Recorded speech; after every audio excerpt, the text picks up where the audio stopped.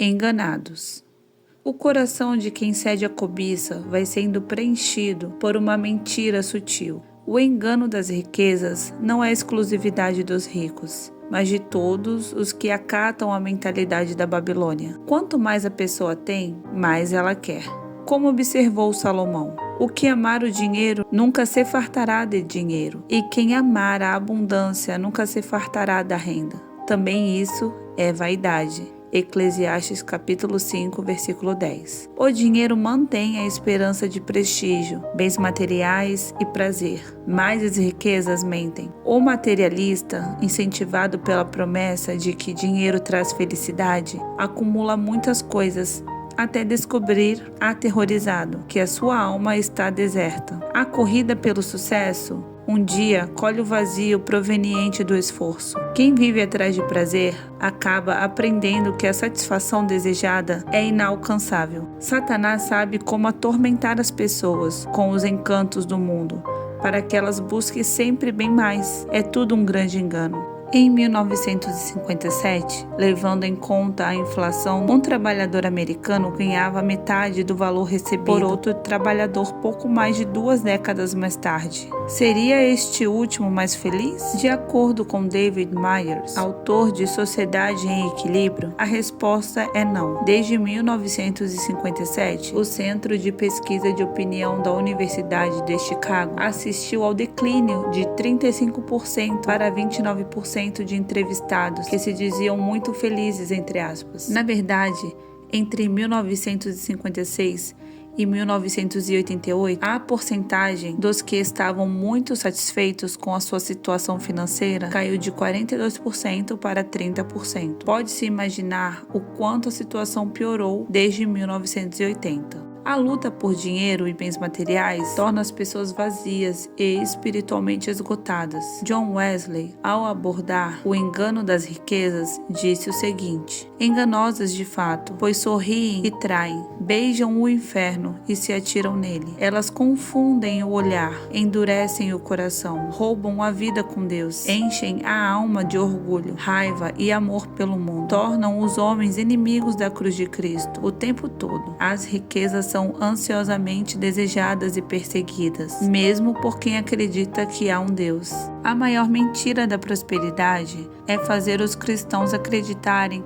que estão caminhando com o Senhor, quando na realidade, em seu coração, estão longe dele há muito tempo. Eles são semelhantes aos laodicenses, em Apocalipse 3, que julgavam ter uma boa vida espiritual. Cristo, porém, vê essa situação com um olhar diferente. A ganância do materialismo corrói a essência espiritual. De acordo com Jesus, esses cristãos parecem crianças de estômago inchado, não porque comeram muito, e sim porque estão morrendo de fome. No final, descobrirão que transpassaram a si mesmo com muitas dores. 1 Timóteo capítulo 6, versículo 10. Assim como disse Paulo a Timóteo, desejando sempre mais. Como qualquer vício, a sede de ganho material tornou-se um hábito a ser mantido a qualquer custo. O desejo enlouquecedor silenciou todas as outras questões. Fomos enganados pelo grande poder que o vasto reino do desejo oculta. Muitos cristãos, se não a maioria deles, venderam-se ao sistema do anticristo, o qual um dia cobrará fidelidade para que mantenham seu estilo de vida, para que ninguém possa comprar ou vender, senão aquele que tiver o sinal, ou o nome da besta, ou o número do seu nome. Apocalipse capítulo 13, versículo 17. Os frequentadores de igreja que pensam ser possível viver como escravo da Babilônia por longo tempo e de repente libertar-se dela, estão muito enganados. Essas pessoas estão preparando a si mesmas para receber a marca da besta. De certa maneira, elas já estão marcadas no coração. Quando Satanás ofereceu a Jesus os reinos e a glória deste mundo em troca de adoração, ele revelou o verdadeiro desejo do seu próprio coração. O diabo anseia com fervor e exaltação que pertence somente a Deus. Tenha cuidado se você pensa que essa rejeição de Jesus é óbvia, pois ele não se renderia a Satanás. Parece muito simples dizer não a esse tipo de tentação. No entanto, você já percebeu que o diabo tem colocado na sua mesa a mesma oferta? Muitos a aceitam sem ao menos pensar a respeito. Eles se comprometem um pouco aqui e um pouco ali, sempre pensando não haver nada de mais nisso. A sutileza da oferta esconde o real tamanho do que está acontecendo. O diabo está literalmente nos detalhes. Nas entrelinhas reside a única coisa que ele realmente persegue: a nossa fidelidade ao seu sistema. O inimigo não está preocupado se as pessoas declaram o nome de Cristo, desde que elas ainda sejam servas do seu sistema. Hipocrisia é o deleite do maligno. Paulo, sabendo muito bem quão inebriante esse espírito pode ser, alertou Timóteo: mas tu, ó homem de Deus, foge dessas coisas e segue a justiça, a piedade, a fé, o amor, a paciência, a mansidão. 1 Timóteo capítulo 6, versículo 11. A urgência das palavras do apóstolo remetem ao aviso dos anjos para Ló: escapa-te por tua vida, não olhes para trás de ti, e não pares em toda essa campina. Escapa lá para o monte, para que não pereças. Gênesis capítulo 19, versículo 17. A saída.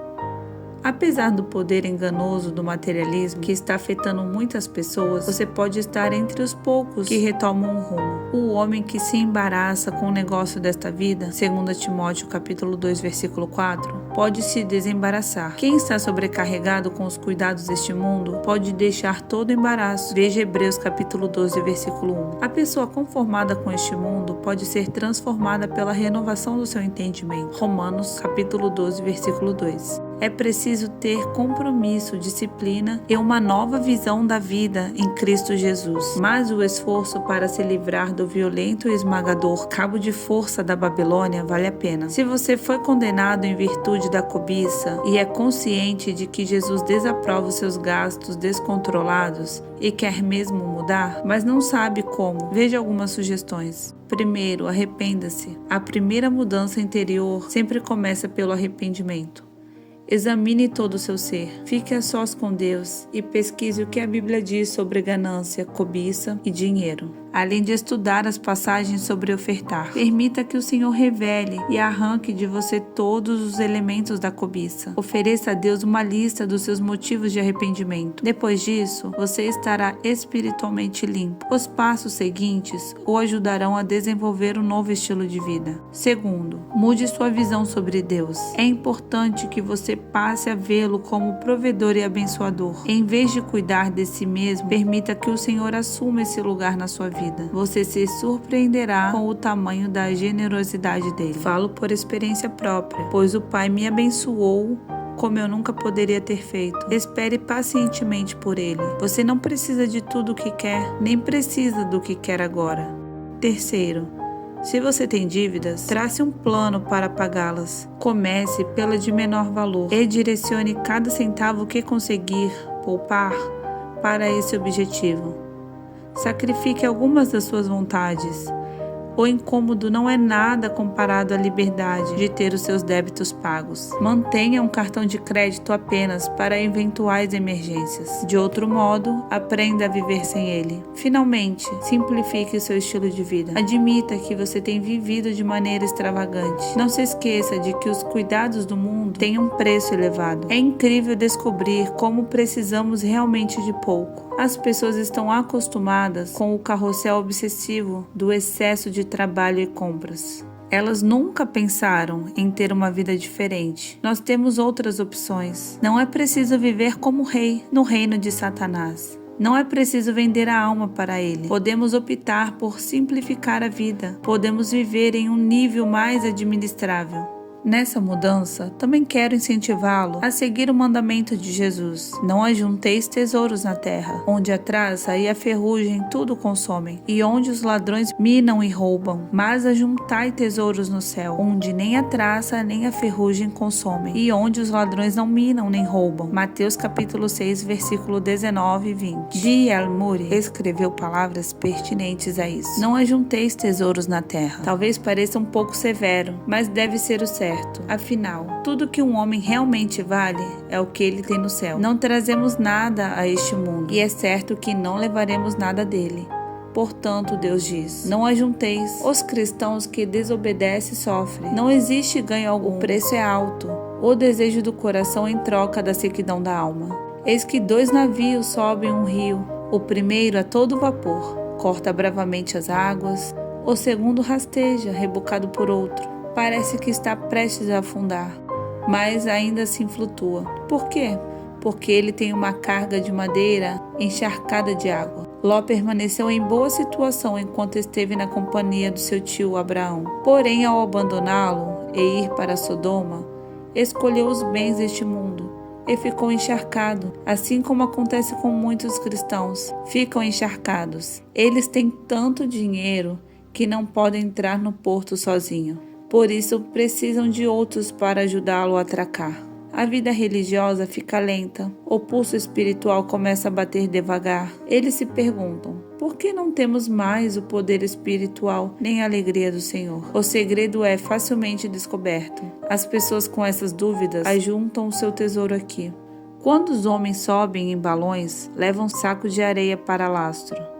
Quando querem subir mais alto, jogam fora um pouco da areia. Alguns cristãos, antes de subir mais alto, precisam jogar fora algum peso. Pode ser dinheiro ou qualquer outro interesse mundano. Mas quem deseja subir precisa se livrar de algo. Se você está sobrecarregado, libere um pouco de dinheiro e subirá como asas de águia. Qualquer ministro lhe dirá o que fazer com ele. Nunca vi nenhum setor do trabalho do Senhor recusar dinheiro. Jesus ordena aos cristãos que juntem tesouros no céu. Cada ação caridosa, cada oração oferecida aos outros, cada momento de adoração verdadeira, cada ato de generosidade, tudo está sendo transformado em moeda espiritual, armazenada em uma conta celestial no seu nome. É possível depositar o quanto quiser nessa conta poupança eterna. Esse dinheiro, entre aspas, é reservado para a glória e tem a cobertura do seguro infalível de Deus. Se você fosse se mudar para outro país, não seria sábio enviar dinheiro para um banco daquela nação antes da mudança? Não seria uma bênção chegar lá com um saldo considerável em sua conta? Podemos viver de uma maneira egoísta, como reis que ajuntam riquezas no reino de Satanás. Porém, até onde sei, é melhor ser herdeiro do único que tem Satanás debaixo dos seus pés. Estamos indo para os momentos finais da história. É hora de nos prepararmos para o que está por vir.